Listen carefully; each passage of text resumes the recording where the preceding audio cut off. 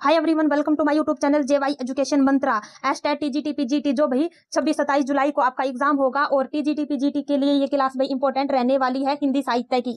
आज का हमारा टॉपिक रहेगा रासो साहित्य। हम पढ़ेंगे भाई रासो शब्द की उत्पत्ति, रासो साहित्य की परिभाषा, उनकी कुछ विशेषताएं और खुमान रासो को हम पढ़ेंगे। देखते हैं भाई इसकी परिभाषा को। सबसे पहले आदिकाल में क्या है भाई, आदिकाल में चारण कवियों द्वारा अपने आश्रयदाता राजाओं की प्रशंसा में जो वीर गाथात्मक साहित्य लिखा गया उसे क्या कहेंगे भाई, रासो साहित्य हम कहेंगे। क्या है भाई, अपने राजाओं की प्रशंसा में वो जो वीर गाथात्मक साहित्य लिखा करते थे, जो चारण कवि थे, उसे ही क्या कहा गया भाई, रासो साहित्य कहा गया। अब हम इसके भाई रासो शब्द की उत्पत्ति को देखेंगे। क्या है भाई, रासो शब्द की उत्पत्ति कैसे हुई, एक एक करके हम इसको पढ़ेंगे। आप यदि आप हिंदी नेट का पेपर दोगे या कोई भी DSSB KVS सभी में भाई ये क्लास हेल्पफुल रहेगी। देखते हैं भाई, हजारी प्रसाद द्विवेदी और डॉक्टर दशरथ शर्मा चंद्रवती पांडे के अनुसार यदि हम देखें, और यही क्या है भाई, यही आपका पॉइंट क्या रहेगा भाई, सर्वमत रहेगा। किससे हुई है भाई रासो शब्द की उत्पत्ति, रासक शब्द से, रासक शब्द से हुई है रासो शब्द की उत्पत्ति।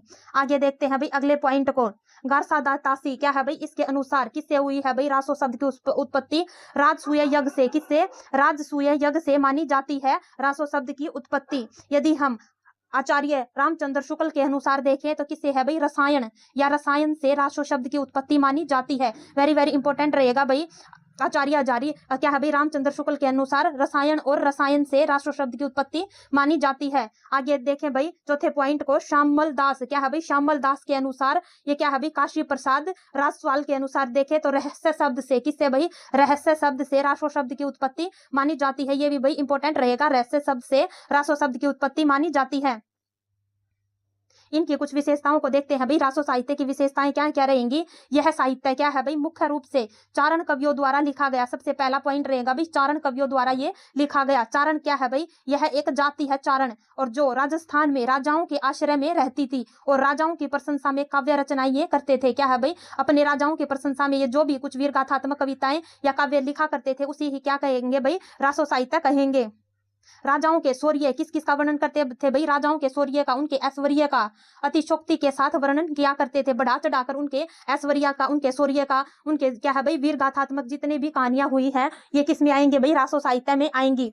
सामंती जीवन की झलक इसमें क्या मिलती है भाई, सामंती जीवन की झलक इसमें मिलती है। और रचनाओं में क्या मिलता है भाई, युद्धों का वर्णन इसमें मिलता है। ये क्या रहेंगे भाई, इसकी विशेषताएं रहेंगी।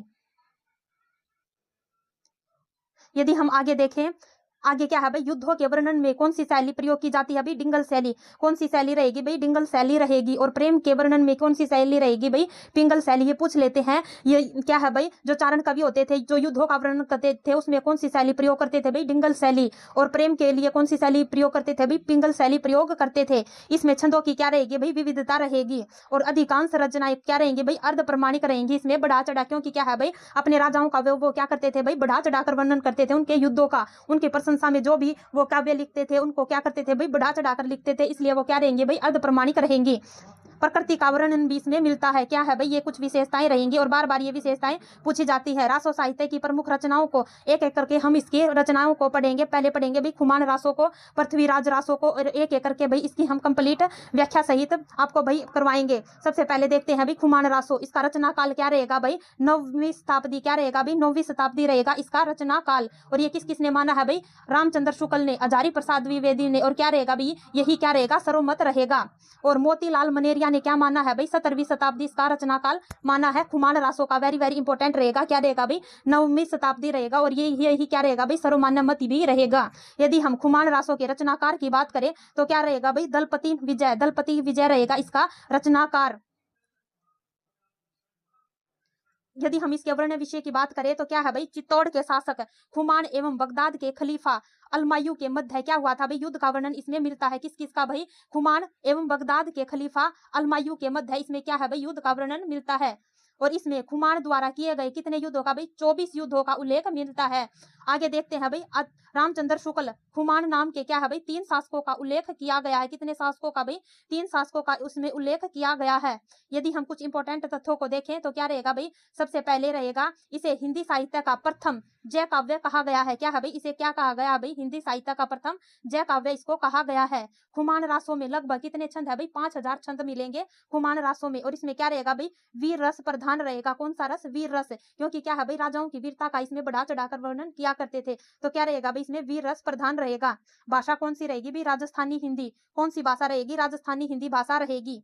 इनकी पांडुलिपि क्या है भाई? प्रति पूना संग्रहालय में सुरक्षित है। कौन से संग्रहालय में है भाई? इसकी पांडुलिपियां पूना संग्रहालय में मिलती हैं। हजारी प्रसाद द्विवेदी के अनुसार इसकी क्या है भाई? आदिकाल में नहीं होना चाहिए था। क्या है भाई? हजारी प्रसाद द्विवेदी कहते हैं कि इसको क्या है भाई? इसको आदिकाल में नहीं होना चाहिए था। यदि हम अगले पॉइंट की बात करें तो क्या है भाई? अगरचंद नाहटा के अनुसार खुमान रासों में वापसा रावल से लेकर राज सिंह तक का वर्णन मिलता है। किसका भाई? वापसा रावल से लेकर राज सिंह का वर्णन इसमें मिलता है। इंपॉर्टेंट तथ्य रहेंगे भाई, ये इंपॉर्टेंट सारी बातें मैंने इसमें पॉइंट करके लिख रखी हैं। और मैंने भाई बहुत ही अच्छा कोर्स परचेज किया था ऑनलाइन, और उसी से क्या है भाई मैंने अपने नोट्स बना रखे हैं और उसी से मैं आपको भाई ये पढ़ा रही हूँ। वेरी वेरी इंपॉर्टेंट ये नोट्स रहेंगे। यदि आप क्या है भाई टीजीटी पीजीटी नेट जेआरएफ कोई भी एग्जाम दोगे तो भाई इससे बाहर आपका नहीं जाएगा। और ये भाई इंपॉर्टेंट नोट्स रहेंगे। देखते हैं भाई, आज हमने खुमान रासों को पढ़ लिया है, रासो साहित्य की परिभाषा को पढ़ा, उससे रासो शब्द कैसे बना ये पढ़ा भाई, और इनकी कुछ विशेषताओं को पढ़ा। यदि आपको ये क्लास पसंद आए तो आगे भाई शेयर करना, सब्सक्राइब करना और लाइक करना। Thank you.